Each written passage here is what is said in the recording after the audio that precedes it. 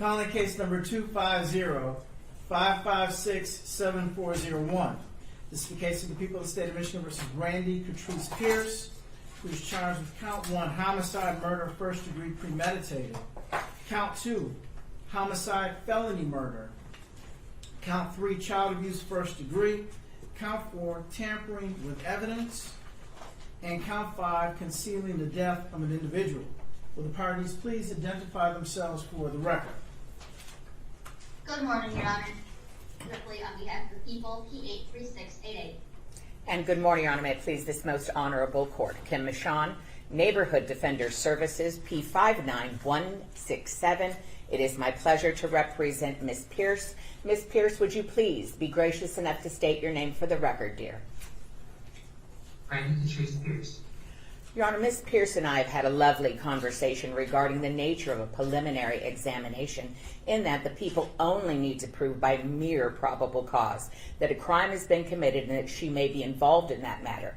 Understanding that she wishes to freely and voluntarily exercise her right to waive her preliminary examination, understanding she will be bound over to circuit court on the charges in the complaint and the warrant, I do not believe Ms. Ripley has any objection. A.J. Ripley? That's correct. We have no objection. All right. With that, Ms. Pierce, can you please raise your right hand for me, ma'am? Do you solemnly swear that any testimony you give today will be the truth, the whole truth, and nothing but the truth? Yes. All right, you can lower your right hand, Ms. Pierce. Thank you. Ms. Pierce, is it your desire today to waive your preliminary examination? Yes, Your Honor. All right. Ms. Pierce, I want to make sure that you do understand you have a statutory right to have a preliminary examination if you'd like to do so. Do you understand that? Yes, I do, Your Honor. If you were to have a preliminary examination regarding this matter, the prosecution would have to establish via a probable cause standard, 1, that a crime was committed, and 2, that it's likely that you committed that crime. They would do so by presenting evidence and testimony. Do you understand that? Yes, I do, Your Honor.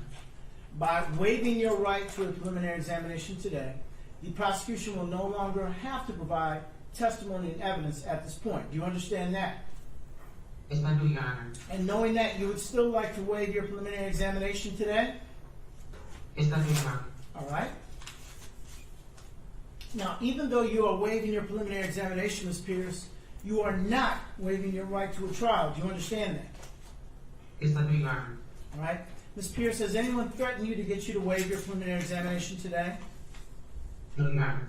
Has anyone promised you anything to get you to waive your preliminary examination today?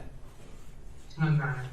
All right. Based on the representations I've heard from the defendant today, I believe the waiver has been done knowingly, voluntarily, and with full understanding. And for that reason, Ms. Pierce, you will be bound over as charged, and you will now be arraigned on the information before the circuit court on the date of November 11th of 2025. I'm sorry, November 12th of 2025 at 9 a.m.